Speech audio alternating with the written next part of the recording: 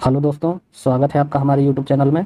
अब हम लोग देखते हैं अभाज्य खंडों अभाज्य खंडों की संख्या निकालना। संख्या निकालना अभाज्य खंडों की संख्या निकालना।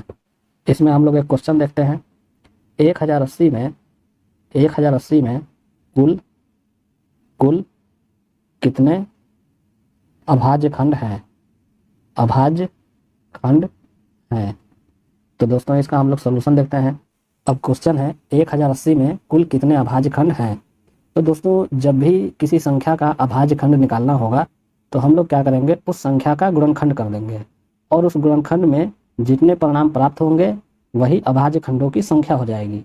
जैसे 1080 का हम लोग गुणनखंड करते हैं तो ये हो जाएगा 2 5 10, 2 चौके 8, 0, 2 दूनी 4, 2 7 14, 0, 2 एकम 2, 2 तिहाई 6, 2 पचे 10, फिर 3 से 3 चौके 12, 3 पचे 15, 3 से 3 एकम 3, 3 पचे 15, 3 पचे 15। तो दोस्तों 1080 के गुणनखंड में 2 3 बार, 3 3 बार और 5 एक बार प्राप्त हुआ। इन सबको जोड़ देंगे तो यही अभाज्य खंडों की संख्या हो जाएगी। तो 1 2 3 4 5 6 7। तो 1080 में अभाज्य खंडों की संख्या कितनी हो जाएगी? तो 7 हो जाएगी। तो अभाज्य खंडों की संख्या अभाज्य खंडों की संख्या ये हो जाएगा 7 और यही हो जाएगा आंसर। तो दोस्तों जब भी इस टाइप के क्वेश्चन एग्जामिनेशन में पूछे कि किसी संख्या में कुल कितने अभाज्य खंड हैं तो उस संख्या का हम लोग गुणनखंड कर देंगे और सबको जोड़ देंगे तो वह अभाज्य खंडों की संख्या हो जाएगी। तो अगर देखा जाए तो इसके लिए एक फार्मूला भी बन जाएगा। और फार्मूला क्या हो जाएगा कि जो संख्या है उसको हमें a का पावर x, b का पावर y और c का पावर z के रूप में बना लेना है। तो अभाज्य खंडों की जो संख्या हो जाएगी, अभाज्य खंडों की संख्या बराबर सभी पावर को हम लोग जोड़ देंगे तो यही अभाज्य खंडों की संख्या हो जाएगी। तो दोस्तों जब भी अभाज्य खंडों की संख्या निकालनी होगी तो संख्या का हम लोग गुणनखंड करेंगे और उसे पावर के रूप में लिखेंगे और फिर पावर को जोड़ देंगे तो अभाज्य खंडों की संख्या ज्ञात हो जाएगी। जैसे क्वेश्चन हम लोग और देखते हैं। और क्वेश्चन है 784 में कुल कितने अभाज्य खंड है। तो दोस्तों इसका हम लोग सोल्यूशन देखते हैं। अब इस क्वेश्चन में भी ये संख्या दिया हुआ है 784 और इसमें बताना है कि कुल कितने अभाज्य खंड हैं। तो हम लोग सबसे पहले 784 का गुणनखंड करते हैं और फिर गुणनखंड को हम लोग पावर के रूप में लिख लेंगे और सभी पावर को जोड़ देंगे तो वही अभाज्य खंडों की संख्या हो जाएगी। तो 784 का गुणनखंड हो जाएगा 2 तिहाई 6, 2 9 18, 2 दूनी 4, 2 एकम 2, 2 9 18, 2 छके 12, फिर 2 9 18, 2 8 16, 2 चौके 8, 2 9 18 और 7 7 49। तो जो 2 मिला वो 4 बार मिला और जो 7 मिला वो 2 बार मिला। तो ये हो गया 2 का पावर 4 गुणे 7 का पावर 2। तो अभाज्य खंडों की संख्या कितनी हो जाएगी? तो अभाज्य खंडों की संख्या, तो दोनों पावर को हम लोग जोड़ देंगे तो 2 का पावर 4 है और 7 का पावर 2 है। तो 4 और 2 को हम लोग जोड़ देंगे तो जो 6 मिला यही आंसर हो जाएगा। तो दोस्तों जब भी किसी संख्या में कुल अभाज्य खंडों की संख्या निकालनी होगी तो सबसे पहले हम लोग संख्या का अभाज्य गुणनखंड करेंगे और या तो उसी को गिन करके यहाँ आंसर लिख लीजिए, नहीं तो उसको पावर के रूप में बना लीजिए और पावर को जोड़ दीजिए तो वही आपका आंसर हो जाएगा। अब हम लोग देखते हैं पावर वाले संख्या में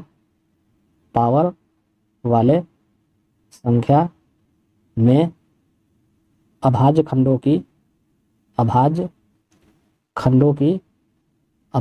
की संख्या निकालना। तो अब हम लोग देखते हैं पावर वाले संख्या में अभाज्य खंडों की संख्या कैसे निकाली जाती है।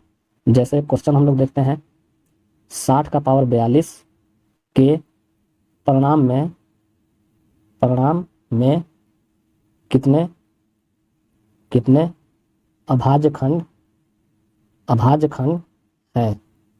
तो दोस्तों इसका हम लोग सोल्यूशन देखते हैं। अब क्वेश्चन है 60 का पावर 42 के परिणाम में कितने अभाज्य खंड हैं। तो जब भी पावर वाले संख्या में अभाज्य खंडों की संख्या निकालने के लिए प्रश्न पूछा जाएगा तो इसके लिए फार्मूला हो जाएगा अभाज्य खंडों की संख्या बराबर बेस के अभाज्य खंडों की संख्या इनटू पावर। तो दोस्तों जब भी पावर वाले संख्या में अभाज्य खंडों की संख्या निकालना होगा तो हम लोग हमेशा इसी फार्मूले का प्रयोग करेंगे। अब ये जो 60 का पावर 42 है, तो इसमें 60 क्या है, तो ये बेस है, और 42 क्या है, ये पावर है। तो उसी के लिए मैंने फार्मूला लिखा है कि जब पावर वाले संख्या में अभाज्य खंड की संख्या निकालना होगा तो सबसे पहले हम लोग बेस के अभाज्य खंडों की संख्या निकालेंगे। यानी 60 में कितने अभाज्य खंड है ये तो हम लोग निकालेंगे ही निकालेंगे, और जितना वैल्यू आएगा उसी का 42 में हम लोग गुणा कर देंगे, जो मैंने यहाँ लिखा है इनटू पावर। तो उसमें 42 का हम लोग गुणा कर देंगे तो वही आंसर हो जाएगा। तो बेस यानी 60 का अभाज्य खंड का संख्या निकालने के लिए इसका हम लोग गुणनखंड करते हैं। तो ये हो गया 2 गुणे 2 गुणे 3 गुणे 5। अब आप चाहे तो इसे पावर ग्रुप में भी लिख सकते हैं। तो 2 का पावर 2 गुणे 3 का पावर 1 गुणे 5 का पावर 1 हो जाएगा। तो सभी पावर को जोड़ देंगे तो ये हो जाएगा 2 + 1 + 1 बराबर 4। अब 60 के पावर 42 में बेस यानी 60 का अभाज्य खंडों का संख्या निकल गया जो 4 मिला। तो उसके लिए हम लोग 60 का गुणनखंड कर देंगे। अब यहाँ पे पावर को मैंने केवल समझने के लिए लिख दिया है। आप चाहें तो जो 60 का गुणनखंड मिला 2 गुणे 2 गुणे 3 गुणे 5, इन चारों को देखिए तो यही आपका डायरेक्ट जो है अभाज्य खंड का संख्या हो गया। और इसको पावर ग्रुप में भी बनाएंगे और पावर को जोड़ेंगे तो बात एक ही हुआ। तो ये मैंने केवल समझने के लिए लिखा है, जो आपको थोड़ा बड़ा स्टेप लग रहा होगा। आप चाहें तो केवल 60 का गुणनखंड करिए और उसी को काउंट कर दीजिए तो वही अभाज्य खंड का संख्या हो जाएगा। तो यहाँ पर बेस का यानी 60 का अभाज्य खंडों का संख्या निकाल लिया गया जो 4 मिला। अब निकालना है कि इसके परिणाम में कितने अभाज्य खंड है। तो इसके लिए फार्मूला क्या है कि अभाज्य खंडों की संख्या कैसे निकालेंगे, तो बेस के अभाज्य खंडों की संख्या निकालेंगे जो 4 मिला, और इसी में हम लोग इंटू पावर कर देंगे। तो पावर है कितना 42, तो 4 इंटू 42 हम लोग कर देंगे तो वही अभाज्य खंडों की संख्या हो जाएगा 60 का पावर 42 का। तो अभाज्य खंडों की संख्या हो जाएगा अभाज्य खंडों की संख्या बराबर बेस के अभाज्य खंडों की संख्या 4 और इंटू पावर 42। अब इसका गुणा कर देंगे तो ये हो जाएगा 168 और यही हो जाएगा आंसर। तो दोस्तों जब भी पावर वाली संख्या में अभाज्य खंड की संख्या निकालना हो तो हम लोग सबसे पहले बेस का अभाज्य खंड का संख्या निकालेंगे जो 4 मिला, और उसी में पावर से हम लोग गुणा कर देंगे तो जो परिणाम मिलेगा वो आंसर हो जाएगा। जैसे एक क्वेश्चन हम लोग और देखते हैं, 48 का पावर 18 के परिणाम में कितने अभाज्य खंड है।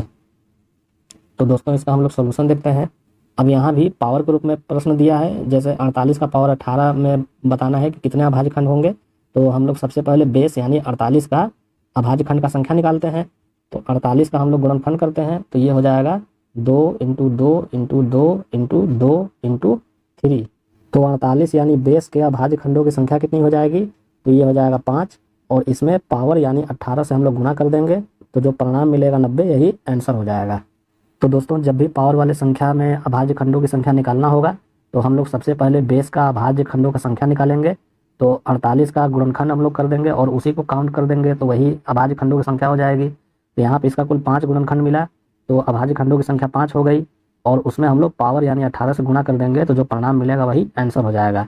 आप चाहें तो 48 के गुणनखंड को इस तरह पावर के रूप में भी बना करके उसके पावर को जोड़ेंगे तो अभाज्य खंडों का संख्या 5 ही आएगा, या डायरेक्ट इसी को काउंट कर दीजिए तो भी अभाज्य खंडों का संख्या 5 ही आएगा, और उसमें हम लोग को पावर से गुणा कर देना है तो पावर वाले संख्या का अभाज्य खंडों का संख्या निकल जाएगा।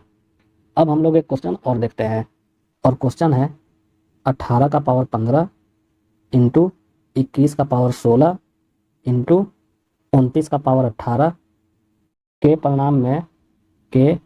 परिणाम में कितने अभाज्य खंड हैं, कितने अभाज्य खंड है। तो दोस्तों इसका हम लोग सॉल्यूशन देखते हैं। अब ऊपर वाले क्वेश्चन में तो पावर के रूप में केवल एक ही वैल्यू दिया हुआ था, अब यहाँ पे पावर के रूप में 3 वैल्यू दिया हुआ है और तीनों गुणा के रूप में है, और ये पूछा जा रहा है कि इसके परिणाम में कितने अभाज्य खंड हैं। तो दोस्तों जब भी पावर वाली संख्या गुणा के रूप में हो तो हम लोग अभाज्य खंडों की जो संख्या निकालेंगे तो इन सबको अलग अलग निकाल करके उसको जोड़ देंगे तो वही आंसर हो जाएगा। इसे मैं नोट करके लिख देता हूँ। नोट, अभाज्य खंडों की